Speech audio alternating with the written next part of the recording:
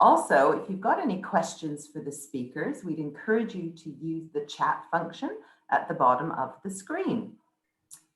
Today's event is about the ever-growing requirement for us all to become more sustainable, both at home and at work. In recognition of this, Broxbourne Council has teamed up with Birch Communities and the Herts Chamber of Commerce to encourage businesses to think of the environment when making plans for the future. We're also particularly grateful to Ambition Broxbourne and Broxbourne Council, not just for sponsoring this event today, but also giving all of you today on the call a chance to win a brand new fold-up bicycle courtesy of Stanley Bridge Cycles in Cheshunt. So please do hang on till the point in the program towards the end where I'm going to ask Chris Penn to pick a number, and that represents all of our delegates today. And one of you will be going home with a new fold-up bicycle. Thank you so much. So it is this time where it is my pleasure to introduce Jeff Stack, Chief Executive of Broxbourne Council. Jeff has been with the council since 2008 as the Director of Environmental Services, and he became the Chief Executive in 2013. Prior to that, he worked for councils in Kent and in the house building industry. He's a chartered town planner by background, and we're very grateful to have his support today. Jeff will be speaking to us and sharing the council's sustainability priorities and what it means to Broxbourne. Over to you, Jeff. Thank you. Thank you, Mary. Very nice introduction, and I'm really pleased to be here today with other Broxbourne-based businesses, albeit virtually. When I was given the agenda for today's event yesterday, my slot was entitled Sustainable Travel Plans. And my immediate thought was, so what are they then? Now, that's not strictly speaking true, obviously, so I do know what they are, but based on my knowledge of them, this presentation would by now be coming to an end. So I was somewhat relieved to see that the agenda has been changed. In the next 10 minutes or so, I'll be sharing with you what we in the Borough Council are doing about the sustainability agenda, and at the same time share our priorities and let you know how we're encouraging residents and businesses to join us on what should be quite an exciting journey. So the council has 3 priorities, but 2 of the most relevant to today's session are, first of all, our long-standing priority of trying to develop and encourage a thriving economy. So we want to promote business growth and jobs, but that's the right growth and the right jobs for our local residents and our economy generally. But secondly, and most relevant to today's session, is the new kid on the block, which is our priority of sustainable living in an attractive environment. Now, as you would appreciate, this is a tricky balancing act, providing the homes we need, enabling the opportunity for our leisure activities that our residents want to enjoy, and identifying and delivering employment sites, whilst protecting at the same time the green, clean, safe and pleasant environment, which is Broxbourne. So, as it's Earth Day today, I would like to share some facts about Broxbourne and its sustainability credentials. So Broxbourne includes the Broxbourne-Hoddesdon Woods Complex. That's an internationally designated special area for conservation, and the Lee Valley Special Protection Area, which runs along the eastern side of the boundary. And that special protection area has been designated for internationally important numbers of overwintering wildfowl, especially gadwall, shoveler and bittern, amongst others. So the Lee Valley Regional Park is very important from our point of view in terms of sustainability. And the whole thing is designated as, or parts of it are designated as a wetland of international importance. And on top of that, there are some 35 local wildlife sites in the borough. So the natural environment of the borough, including its parks, is a huge asset and one of the main reasons why residents like living here. So at present, population of the borough is just under 100,000 and is projected to increase by around about 10% by 2033. Now, the most significant challenge for the borough in accommodating such growth sustainably is the predicted increase in traffic and potentially resultant air pollution from the emissions from those cars. Now, residents rely heavily on cars to get around here because although the north-south public transport links are reasonably good, travelling east-west is actually very difficult unless you have a car. Now, fortunately, engines are getting cleaner, and with the move to more hybrid electric vehicles, air pollution is going to see some improvement, irrespective of our collective actions. So there's a kind of mixed picture there, and we wait to see exactly what happens on the transport front. So what are we actually doing? Well, the council has recently produced a sustainability strategy and action plan, and that's currently out for consultation. And a dedicated sustainability officer has just joined us at Broxbourne. I believe she's on the call, and she is. Welcome, Emma Cantu, to your first week at Broxbourne, and we'll be meeting soon, no doubt. Now, within the sustainability strategy, there are 10 priorities, which are about reducing the carbon footprint of our own council buildings, reducing the use of petrol and diesel by the council and thereby minimising our emissions, considering the sustainability in the use of materials and our procurement decisions, taking action to improve air quality, protecting and enhancing biodiversity, carrying out a tree and greenery planting programme, helping to reduce residents' reliance on petrol and diesel vehicles, reducing waste and recycling, increasing recycling, I should say, encouraging residents further in improving their local environment and adopting a sustainable lifestyle, and finally, encouraging local businesses to become more sustainable and develop their resilience to climate risks. Now, earlier this year, the council made a decision to put electric car charging points in a number of its car parks throughout the borough. And the car fleet used by staff is also being transferred to electric, and we've just taken delivery of our first electric vehicles. So that's quite exciting. And I would encourage all businesses to think about this when making decisions for their own vehicles in the coming years. We also have an ambitious programme to plant 10,000 trees on council land by 2024. And we've already planted around 2,000 of them in our first 12 months. So we're making really good progress on that front as well. And we've set out a plan to look at all council-owned facilities to update and make them greener and more efficient, including things like LED sensor lighting and energy monitoring systems. An audit of our energy use is already underway to see how we can improve our position further, as well as looking at ways to reduce waste and increase recycling. And one of the things I have noticed is that one of the few advantages of being in a pandemic with large numbers of staff working from home is that our use of paper has dramatically reduced. So it's perhaps worth mentioning for the benefit of the businesses on the line that the government periodically does make grants available to help businesses become more sustainable. And measures to reduce energy use should, of course, reduce all of our operating costs. And if you're interested in making some changes, then please contact our economic development team at Broxbourne, and they will try and identify government funds to assist. And perhaps, Mary, you would send out the relevant contacts to attendees following this event. So if they want to take that up, they can do so. Obviously, for any businesses outside of Broxbourne, the team can point you in the direction of colleagues elsewhere in the county that can help you in your particular areas. Now, in order to protect and enhance biodiversity in the borough, the council's policy is, as major planning applications come forward, to seek a net gain in biodiversity for each site. So in other words, there will be the land on which developments take place will be more biodiverse after the development has taken place than before it took place.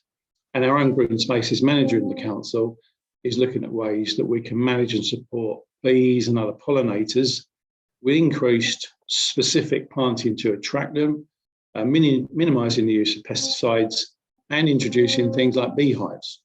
So all interesting stuff. And in new developments which come forward, we're pressing for a high proportion of electric vehicle charging points.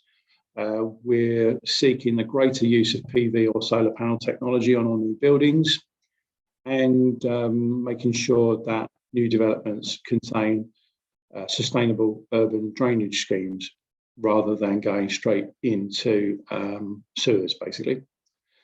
So planning permission was granted last year for a hyperscale data centre on land just north of the Birch site. And we've secured an agreement that a scheme for the reuse of waste heat from that data centre will come forward as part of the detailed design. So again, that's quite a significant initiative which will get underway hopefully over the next year or two. In terms of our own building works, the council is building a new business centre at Maxwell's Farm in Cheshunt. And for those of you that know the Ambition Broxbourne Business Centre, it will be effectively a more modern version of that, with more co-working space and working opportunities which will reflect the way people work differently now as a result of the pandemic, with more home working, but I think they'll still want to come together in shared space. So on that building, the aim is to achieve a BREEAM very good rating and a positive WELL standard for the workforce. This WELL standard accreditation is focused on human health and well-being, and it will see the in-house team working with consultants through the design and construction phases to deliver long-term benefits to the occupants of that building. Now, on sustainable transport, the council is working with the Hertfordshire County Council and Highways England on plans to develop a series of joined up cycleways that will link Enfield in the south through to Wormley, halfway through the borough in the north. And the New River Path is a combination of footpaths, public rights of way, and permissive access given by Thames Water, which is the main landowner along the New River. So Broxbourne has a large network of footpaths and cycle paths, as well as rail and bus routes already, but they are going to be improved. And all of those proposals will directly link together, improving connectivity throughout the borough and facilitating travel to key areas in the borough and beyond by cycling and walking and other means, helping to reduce reliance on the car. And one of those paths goes along the New River, right past the front of the Birch Hotel, going under Lieutenant Ayres Way. So, Chris, you'll see that in the not too distant future. That was a bit of a whistle-stop tour of what we're doing, and the council recognises there's plenty more for us all to do, but we are on a journey, and the more people and businesses who join us, the better it will be for all of us and our children in the future. Thank you. Jeff, thank you so much for explaining to everybody on the call today about the priorities for sustainability in Broxbourne. And of course, more globally, this is an agenda item that's important to all of us right now and into the future. If you've got any questions for Jeff, please put them into the chat, and when we get to the section for Q&A, we will hope to address all of those. Now, we've heard about Birch Communities a little bit today, but there's so much more to learn. It is with great pleasure that we have Chris Penn with us today, the co-founder of Birch Community in Cheshunt. Good morning, Chris. Morning, Mary. Morning. Before I go on to introduce you a little bit more and a bit more about Birch, we have a really fantastic video that was produced by the Times and the Sunday Times in honor of the fact that Birch in Cheshunt won the 2020 Hotel of the Year Award. So we'd like to share that brief video with you now, and then Chris and I are going to join each other on a bit of a Q&A and explore his ambition and interest in sustainability with Birch in Cheshunt. So over to the video, hope you enjoy.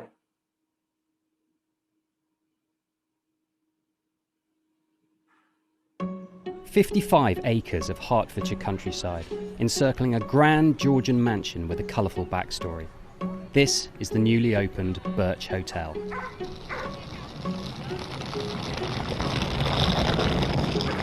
It's a stone's throw from London.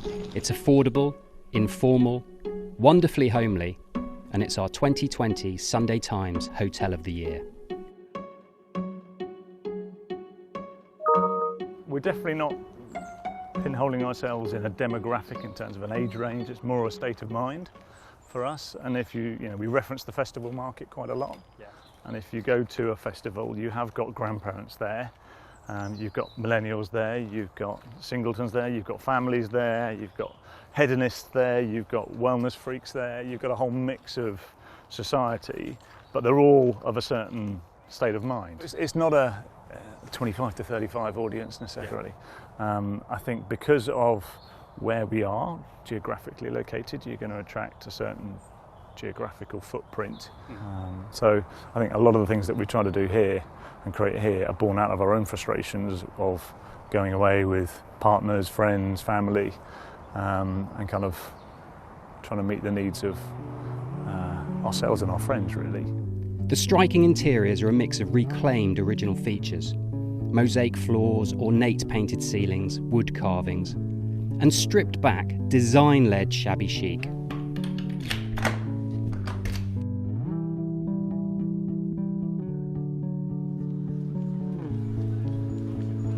The Birch draws heavily on the festival ethos, and it also means a near endless range of activities and experiences. Glass blowing, beekeeping, pottery classes, baking workshops. Guests are free to drop in at any time. Are you here for the class? Yes, please. Fantastic. Do you want to grab an apron, get your hands washed up and sanitized, and we'll get started. You learn exactly what you need to do and what you need to find, as opposed to just coming, following a recipe exactly, and then going away. All you walk away with is just a recipe and bread. Whereas this way, you take away knowledge with you of what you're trying to actually achieve, why you're trying to achieve that, and how to get that best result. Simple pleasures of life, good butter, fresh dough, out of the oven. Oh, yeah. Loving it. And cut the top. Especially when I started here, I was introduced to it as it's basically a well-being centre where people come, they relax and they do different things. A lot of people, well, majority of the people that have come here are from London, so really in the thick of it, don't ever seem to get a break, working all the time, and that's just the way that it works. And then this is quite a nice place to come to, relax, do different things that's not usually what you can do on a day-to-day basis. So a lot of the time you have to go to a studio, find a studio first, go to the studio, book in for a class, but it's all quite rushed at the same time, whereas this is kind of based in the hotel. You can kind of roll down after some food, do some clay, go and have some more food and things like that. So it's a nice place where you haven't got a deadline and you can just make whatever you want. Foodies are in for a treat. The Zebra Riding Club, set in the estate's former stables, is run by celebrated chef Robin Gill, formerly of the Dairy in Clapham. It offers an inventive tasting menu that draws heavily on local ingredients. Whole squash, and we fire it in the wood oven over there and just cook it whole. Kind of my philosophy is to get the best ingredients you can, work with the seasons, and don't mess it up. Do you know what I mean? Just try not to overcomplicate things. And I really wanted to have everything really sort of stripped back as well and be quite primitive with the cooking. So that's why you've just got one big long line of open flame and the wood oven in the corner. And there's, as you can see, there's not a huge amount of equipment here. It's all about the produce and then just finishing and things like that, you know? So I can literally turn around and go, right, we're just doing a set menu, and then you can really focus on what you're doing and do it really, really well. So that's been a great opportunity for me, you know, and the team. You'll leave relaxed, well-fed, and in true festival tradition, reconnected.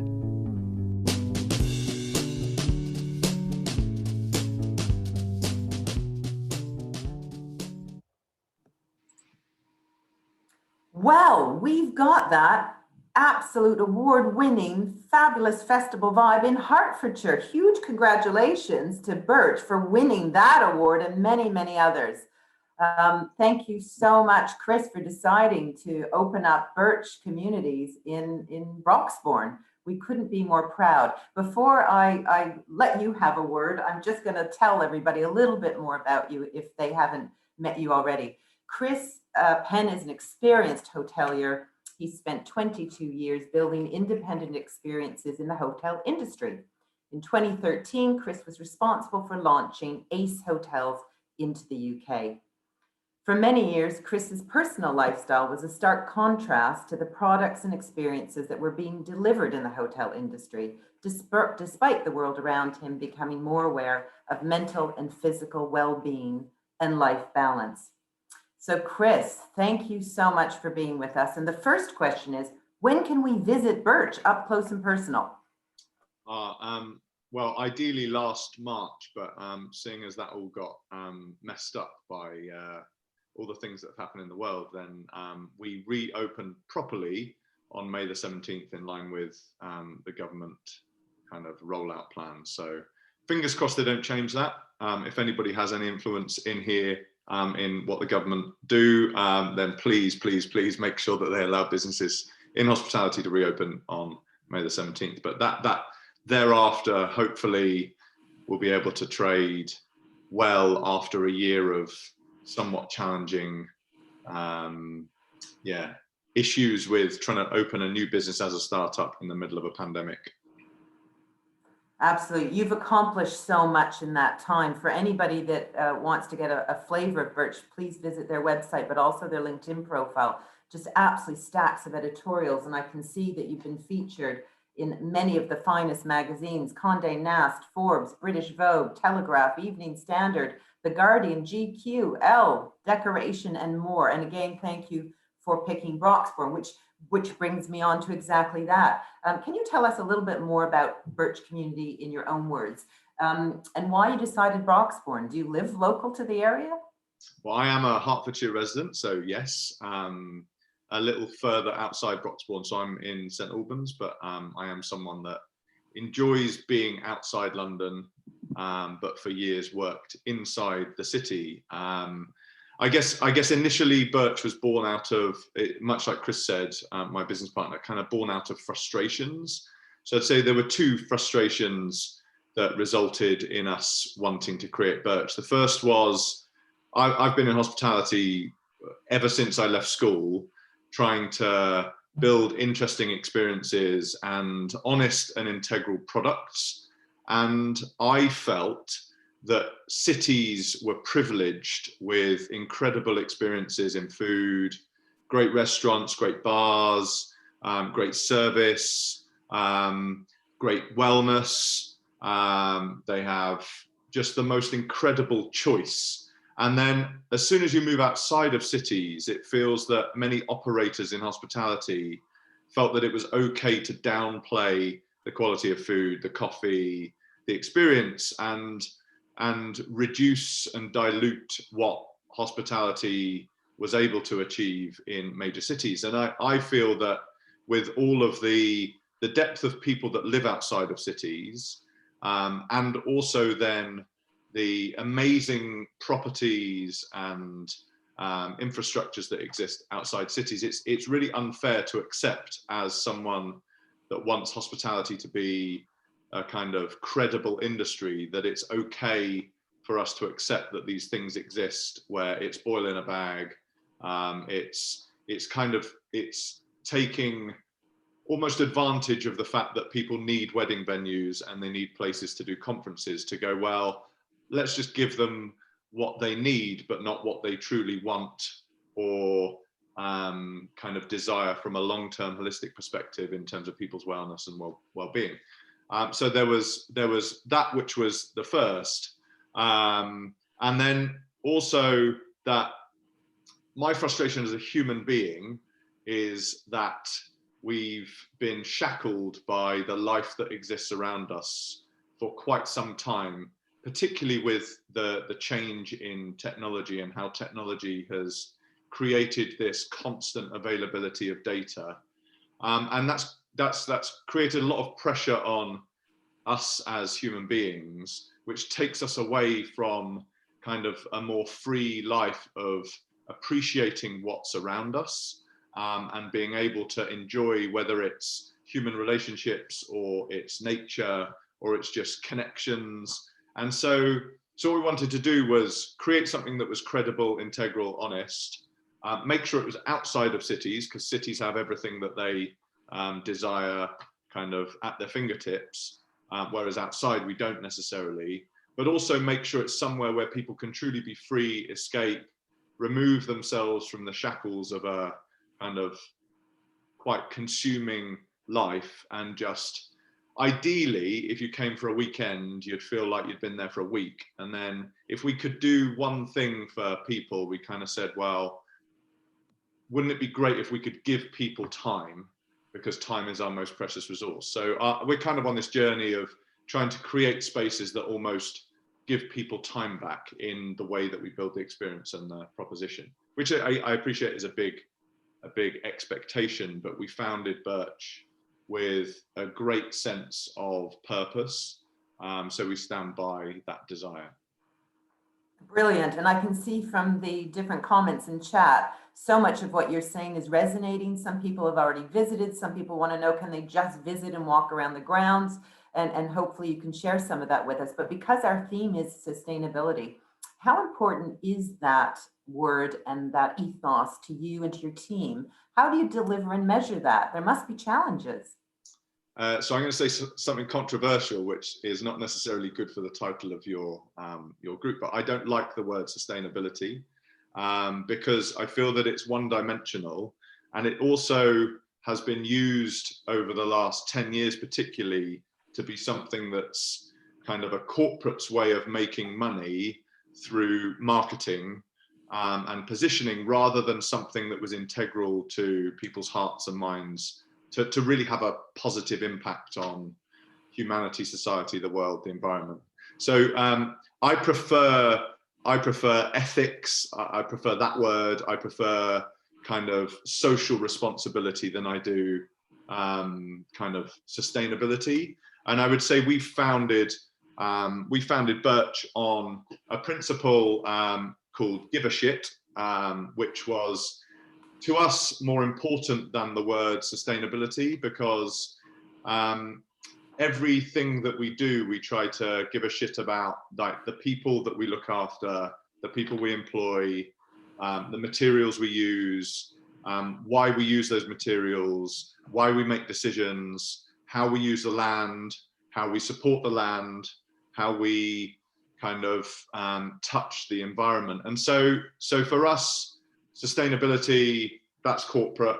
It's not me, it's not what we wanted to create, but actually founding something upon purpose and really caring about the impact that you have on people and the world around you is supremely important. And we've only just started, right? We launched eventually in August last year, having had significant problems by being shut before we could even open. But we've only scratched the surface of the start of our evolutionary process of having a positive impact on people and the world around us. But I think because we've founded ourselves on a strong principle and purpose, every day that we've gone through that, even when the last kind of 6 months, particularly when we were forced back into lockdown in November and then subsequently December, we've had really difficult cash decisions to make as a new business, but we've still tried to stay true to the idea of give a shit, even when like decisions were very, very challenging because of, as I say, cash and the circumstances around us. So I could talk about the specific things we've done, the way that we approach design, the way that we've kind of tried to allow an old building to talk, that we've allowed it to breathe. And I know people will see it as bricks and mortar, but that old building, which has been there for years and years and years and has got so much history, had been covered up. It had been almost like covered up by modern textures, that people were almost hiding the beauty of what existed. And when it was created, there would have been significant kind of mindset of the person that was creating it, of that give a shit mentality. And yet over the years, people have hidden it and disguised it. So we wanted to bring it back to life. And we've used methods like kintsugi, which is a design movement, which is about using repair to make things beautiful. So don't throw things away. Don't just get rid of them because you don't like them. Try to repair things, and by creating repair and using beautiful touches and textures in the repair, you can actually bring new life to old things. We found the most incredible mosaic floor under 3 different floors, and it would have been very easy for us to just put another floor on top and say, well, we don't like that floor, we didn't like the floor underneath or the floor underneath, but we'll add another one on top. But we kind of, through that whole design process, and as we built the products and the kind of people and the infrastructure, we wanted to really question the decisions that we were making down to the roots. We've grown, we've started our growing, we've started to grow vegetables, fruit, we've planted an orchard, all of which are still in their infancy.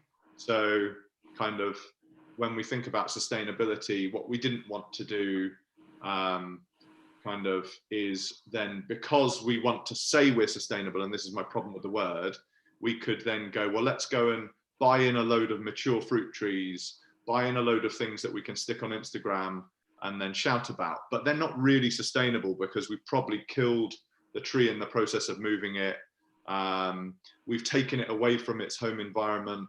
So we've grown things which will take, let's say, 3 years to be productive, but it's more about where we'll be in 3, 4, 5, 6 years than it is about how much money or how much publicity are we making today, which hopefully is the root of true sustainability, but I guess not how some people would use that word. Our coffee cups are made from recycled coffee beans. We've rescued some chickens from battery farms. So just examples like that where these hens have been cooped up for 18 months of their life, but after 18 months, chickens become, they produce less frequently eggs. So the commercial farmers don't want to pay the money to feed those chickens because they produce eggs less frequently. So we've kind of decided that with chickens, we'd like to be a retirement kind of home for chickens. But by doing so, we reintroduced these chickens that came to us with no feathers and kind of a very difficult alternative option after their 18 months to actually re-engaging them with nature, re-engaging them with sunlight because they hadn't seen it. And now they have wonderful feathers, they enjoy their life, and also then people can enjoy interacting with them and the produce from them. So there's lots and lots of things we've done in that way specifically, but it's all founded upon this idea of give a shit. And sometimes we need to make choices based on cash because we're also a business, which is also kind of, you know, the root of sustainability. So if we spent all of our money on something which we felt was environmentally sustainable, but then we ran out of money, couldn't employ anybody, went bust tomorrow, that's not sustainable. So we have to be realistic and honest about how we go through that process. Absolutely. And I think a lot of what you said will resonate with businesses on the call today. We've got some really large employers and we have some SMEs, those smaller medium enterprises, that they do want to care, to use that value that you hold so dear. I suppose if I was to ask you to give some top tips for people in business today, you're running an enterprise of, I think it's in excess of 100 staff. There will be other people here that will be smaller than that. Are there any takeaways or small tips that you could advise people in their own business day-to-day, lives, how they could be more sustainable or care more, to use your ideology? So my big thing would be that, and I don't want to preach, so apologies if anything that I say sounds like preaching, but honestly, we're a very free space that just wants people to be themselves, which is why we don't publish all these things on our website. We don't ram it down people's throats, because it's not about that. It's about just doing what we believe. But I believe that the commercial world, in the way that it has been kind of invested in, and hospitality is one of these examples, is they become they become led in 3 to 5 year cycles. So most decisions that get made, whether it's people in power that are in a 4-year term, or whether it's businesses that are owned by an investor, very often now there's this kind of idea of a private equity mentality of, well, we've got 3 to 5 years to make value, then we'll give it to someone else. Then they've got 3 to 5 years to make value, then they'll pass it to someone else. So my big, I guess, piece of advice would be avoid short-term decision-making, accepting that we sometimes need to make difficult decisions in the short term for cash reasons, COVID reasons, all that kind of stuff, but always have the longer term kind of within your heart, if you can have a business with heart, because then whatever decisions you make in the short term, you'll be thinking about the implications of those decisions, whether it's buying things, whether it's saving money, whatever it is, in the long term of kind of your people, your products, your businesses, because otherwise we will continually be throwing away things every 3 to 5 years and rebuilding them every 3 to 5 years. So holistically, I would say that would be my piece of advice. In whatever capacity you do things, try to avoid 3 to 5 year thinking. Brilliant. Thank you so much. And I just wanted to share with you, we've had so much engagement and comments more than anything about the fantastic ethos. It's all about salvage and repurpose, wanting to go to visit you and hearing more about what you stand for. So thank you so much. I'm afraid we've come to the end of our brief interview. There are so many other questions. We'll have a little bit of Q&A at the end if we can, but thank you so much, Chris. And I certainly think taking away the idea that we should all have a business with a heart in it. And that really resonates with Herts Chamber. We have a campaign currently, Keeping the Heart in Hertfordshire. So thank you so much for that. Really appreciate your input and your time. But along with sustainability, or caring, if we can say that, we're also about well-being in this period of coming out of lockdown, getting back into business, sustaining ourselves and that well-being piece. And it's with great pleasure that I'd like to introduce Joanna Surety, Director of Surety Coaching, who's going to spend 10 minutes or so with us, giving us a presentation to explain how we can look at our personal sustainability. A little bit about Joanna. She spent her first 15 years of her career in HR. She's a qualified accredited health coach and nutritional therapist. She's worked with both large organizations such as Lloyd's Banking Group, as well as smaller niche businesses. She's contributed to articles in Natural Health, Top Santé, Bella Magazine, and features on the radio. So over to you, Joanna. Thank you so much. So I was just going to scrap my presentation because I think I might just start a commune at Birch, and if we all just move in, you don't need to hear from me. It's solved. And also, I would like to be rescued, Chris. If you've got any, not in a chicken coop because I have a bit of a thing about birds, but I'm happy to be rescued at any time. I definitely need to be rescued and live there. It looks amazing. But I think, a lot of what Chris said really struck a chord with me. And although we're looking at that in terms of a business, what they do at Birch is very much along the lines of the things that we should be doing for ourselves to sustain our health and our well-being. And often, if you think about why we are working, why we're doing things every day, because often we're striving for something. We want to achieve something, whether it be a business or a career or relationships or financial wealth or retirement or spending more time with our families. We're often striving for something, yeah? And we are really our best when we're doing all of those things that Chris talks about. Those things are the heart of us. That's the stuff that makes us successful. Being rested, being energized, connecting, finding joy and love in things and having a happy life. That's what we want to do. And I think with well-being, what often goes wrong with many people is the thing they're striving for becomes all-encompassing. That becomes what you do. You have no time for any of those wonderful things because all of your attention gets placed in there.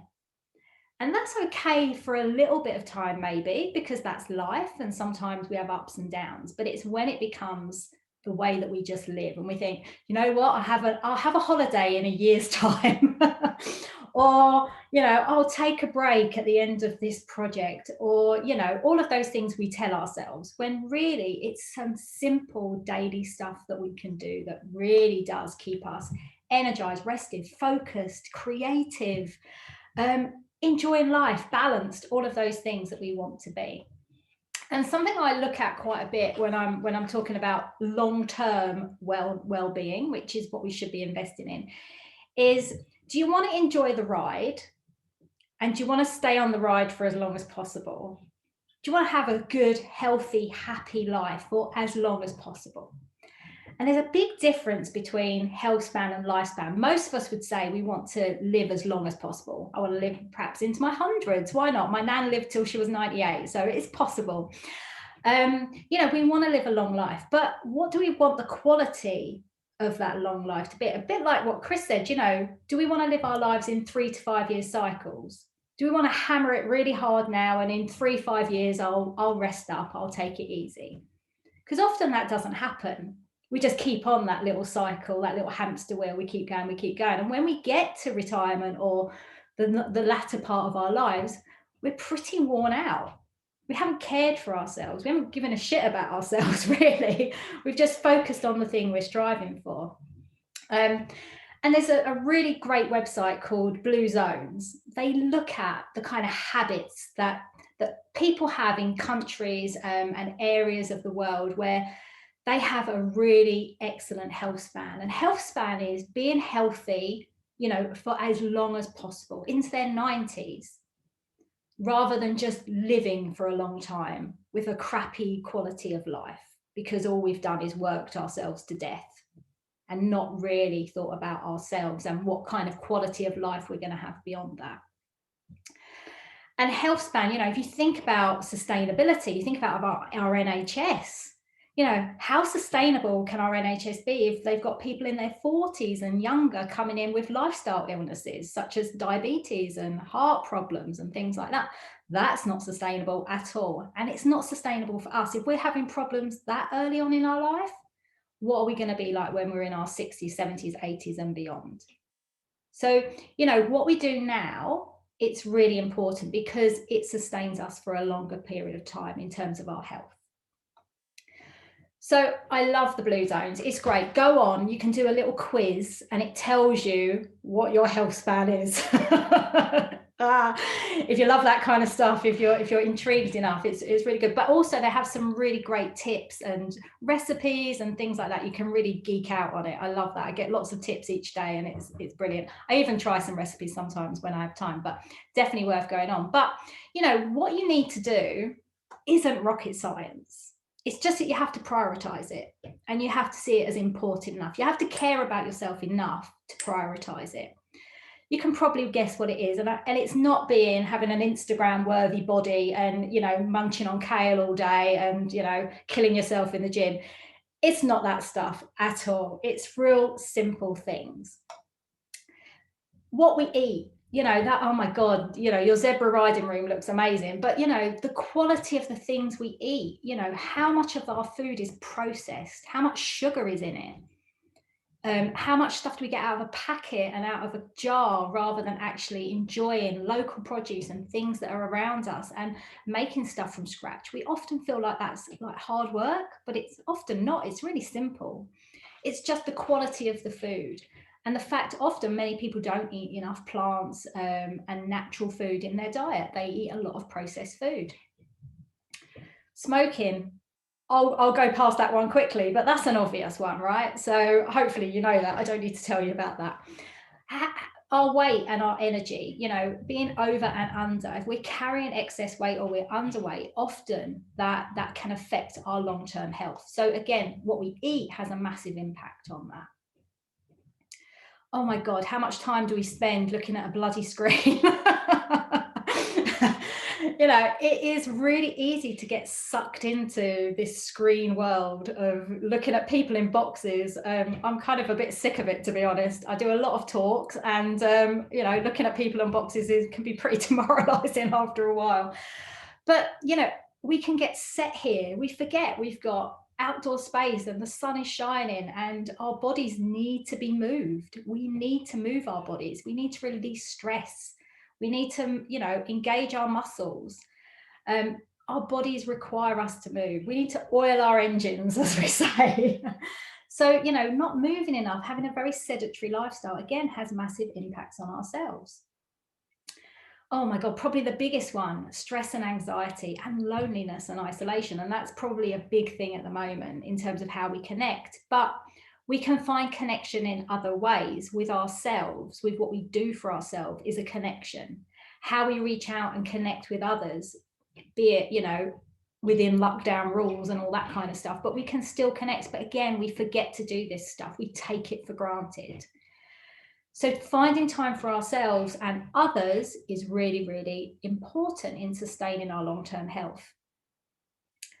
Oh my God, again, easy, you know, when we're super busy, who goes to the bottom of the queue?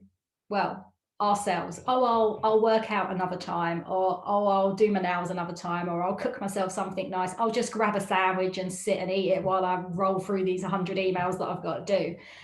You know, we stop caring for ourselves. We don't find the time. And yet all of these things on this list are the things that keep us healthy, focused, creative, energized, and sleep well, which is my last one. Because, you know, if you're not rested, why do you think people in bad countries use this as a bad method of torture?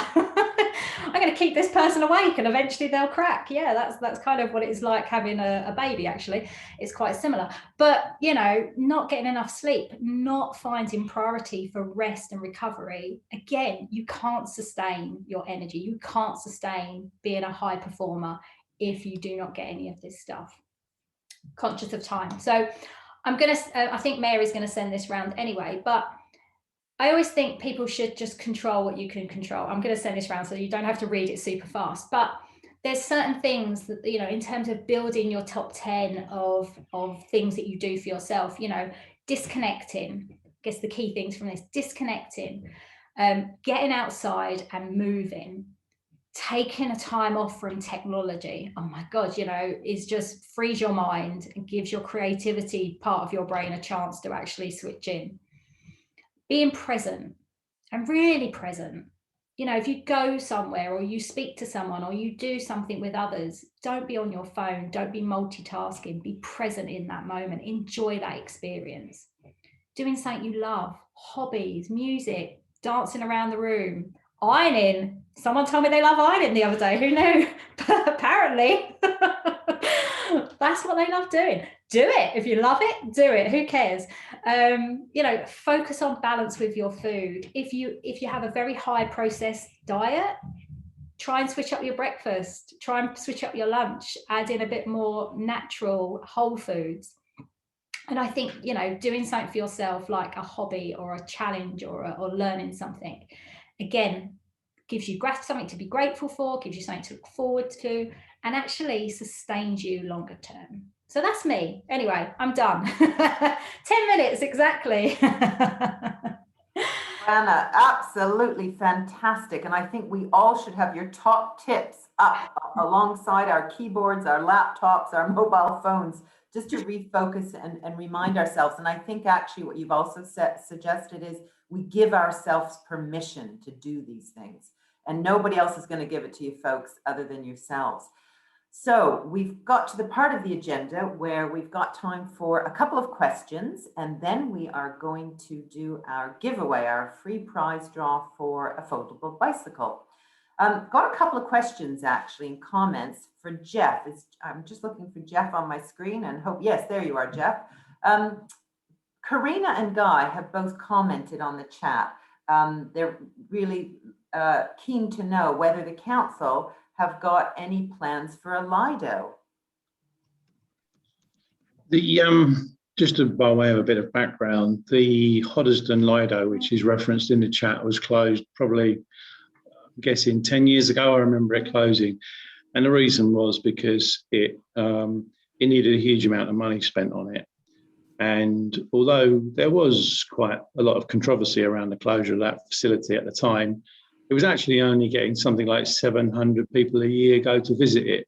Now, when you consider that our own leisure centre in Cheshunt alone gets 70,000 people visit every year, you can start to see that that type of facility as a standalone facility just didn't work. And in the, in the financial climate that local councils have to operate, there was no chance of keeping it open. And the chances of a new one being opened are very, very slim indeed. But I understand that Birch does in fact have its own outdoor swimming pool. So again, that's another reason to go and visit Chris and the team down at the Birch.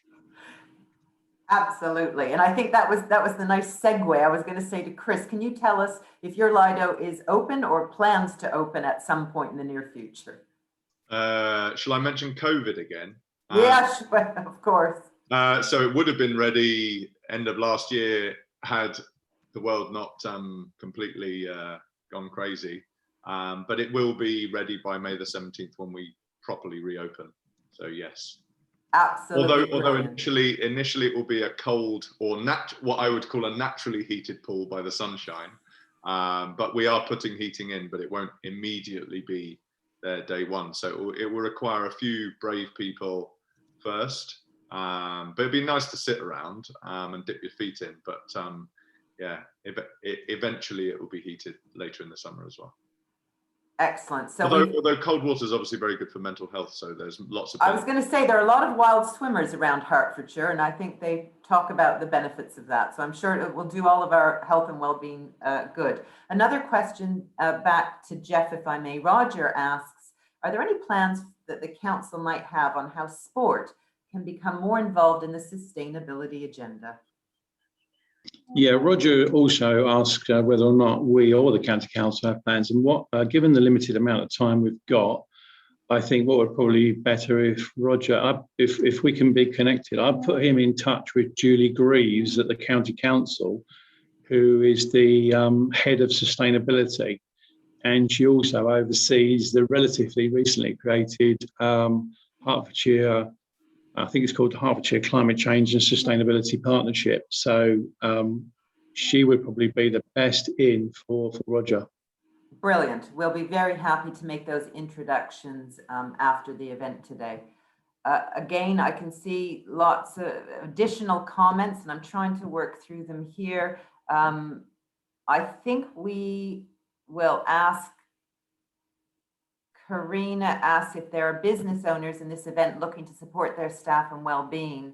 Sorry, if there are any business owners in this event looking to support their staff and well-being and productivity coming out of lockdown. If they don't know where to look, there's lots of information, and she gives a website. So yes, I think generally that message is there are resources available for us. But if you're anything like me, I've really missed people up close and personal. So the first thing I'm looking forward to is getting to a facility like Birch, to a beautiful venue that makes me feel good for being outside. I can use the inside if I want, but talking to a great friend or a coach like Joanna, rather than, you know, all of the facilities that are online, etc. But thank you for that, really appreciate it.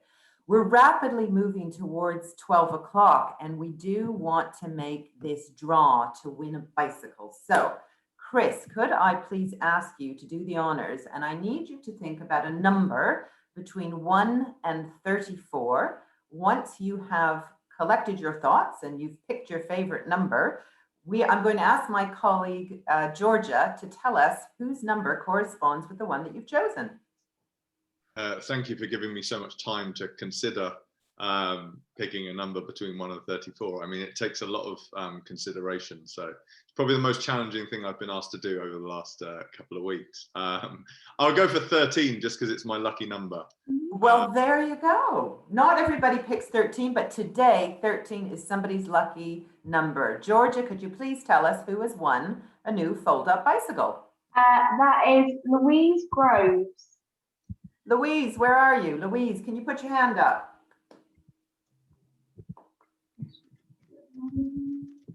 Congratulations, Louise. We will get your details. Hello, and great, fantastic news. You certainly can be sustainable. You can be looking forward to some great fitness with that fold-up bike, and you can go anywhere. Does that mean I have to cycle to Birch when I come next week? Yes, please. Yes, absolutely. You hit the nail on the head. Yeah, really great.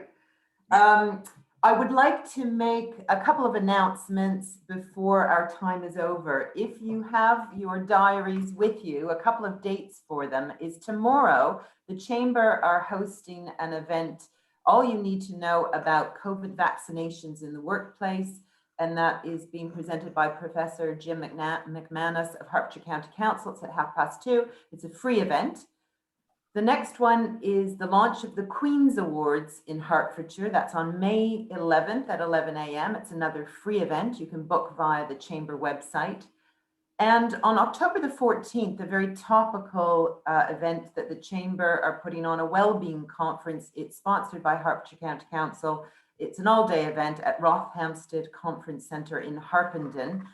We will send you more details if you're on our mailing list. If you'd like to know more information about that, have a look. This event and these types of events are not put on easily. They take some organizing. So I thank the Chamber team. I thank the Economic Development team at Broxbourne Council.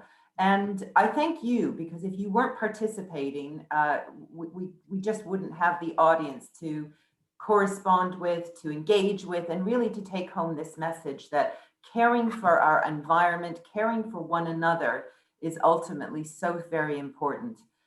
We also have general networking functions. So if you want to get together and know more about each other one-to-one, please join in one of those networking sections. Thank you so much for joining us. I can see that chat continues for another minute or so. We hope you've had a few takeaways to help you and your business lead a more sustainable future, and also consider your own personal sustainability and well-being.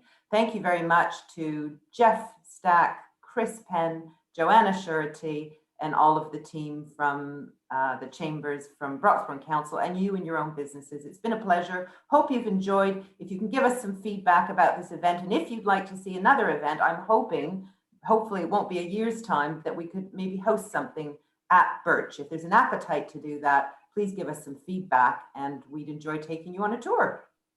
Thank you so much. Have a really great, safe rest of the day. Appreciate your attendance. Thanks so much.